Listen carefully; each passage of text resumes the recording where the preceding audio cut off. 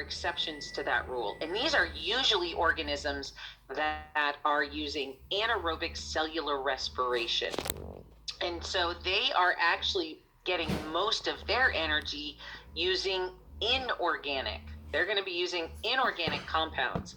Now, the 4 types of chemolithotrophs are hydrogen bacteria, sulfur bacteria, iron bacteria, and nitrifying. So hydrogen bacteria, they break down hydrogen gas. Sulfur use hydrogen sulfide.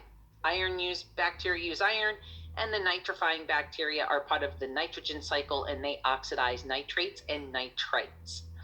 So all of these guys, instead of using oxygen, and sometimes instead of even using glucose, they'll use inorganic compounds to extract energy, as opposed to using organic compounds like carbohydrates, nucleotides, those sorts of things.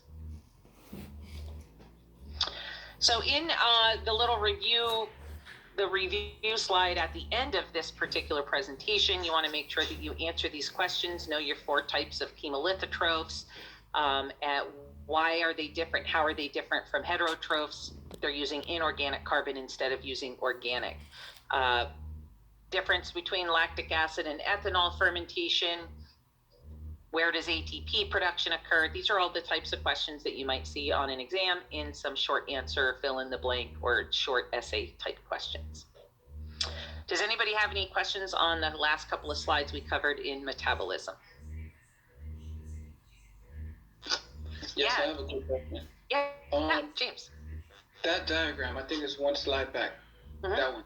Is it going to be like on the test? Do we have like label anything there? Or I don't know. Yeah, I mean, I would just be prepared, know how to read it. Okay. Yeah, know how to read it. Like, see what's going on there. What's happening here is that they're just showing you how other organic molecules, like lipids, for example. Lipids are a glycerol molecule with 3 fatty acid chains attached to it. So when this lipid molecule, like a triglyceride, so when a triglyceride gets broken down, the glycerol molecule gets ripped off. It enters here into glycolysis as a G3P molecule. The fatty acid chains, right, those hydrocarbon chains that come off of that lipid molecule, those guys get broken down into 2 carbon molecules and hooked up with acetyl-CoA and become acetyl-CoA. This, by the way, is this step right here in the breakdown of lipids is why fats have more energy, because all those hydrocarbons just go straight in as acetyl-CoA. And if they're entering into the Krebs cycle as acetyl-CoA, every CoA gives me 3 NADH, right? 1 FADH2 and 1 ATP. So if I have 50 acetyl-CoAs go in there, that's 150 NADH. 50 and 50.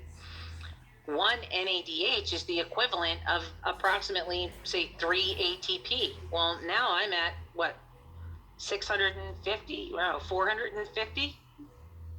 450 ATP just from NADH alone from a single fat molecule. Whereas if I did a single glucose molecule all the way through, I'm only going to get 34 to 38. So lipids store a lot more energy. The problem is that this process right here to rip these apart takes a lot more input of energy than glycolysis does, and lipids are not as readily available as glucose is. So we use glucose first. But once the glucose runs out, what do we break down? Break down lipids. If you want to lose weight, what do? You reduce your sugar and your glucose intake, you reduce your nutrient intake, and you increase your protein intake because it takes lots of energy to digest proteins. And you exercise to try and break down the fat and use the fat, the lipids, as your energy source instead of glucose, thereby reducing the amount of fat on the body. That's the idea behind it. Okay. Thanks, Professor. Sure. I know that went into a really much longer explanation than what you asked, but just trying to appreciate it. Right. I just wanted to kind of explain why that chart might be important. why you want to understand how other molecules, glucose isn't the only thing we get energy from. All right. Does anybody have any other questions? I know you're all afraid to ask because I'll go off on a tangent. I promise I won't. Professor, I have a question, but it's nothing about this. It's just a general question. Then can we wait? Can we save it to the end of class? Yes, you don't mind, that Taylor? was exactly my question. Can I ask? I appreciate it. Yeah, I don't want to interrupt. I don't want to. We're on a roll. Yeah. That's fine. Okay. I will. So I'm gonna pull up the virus lecture here. Let me come back here because I know from my understanding you didn't get to see any of the videos. So they do make a difference.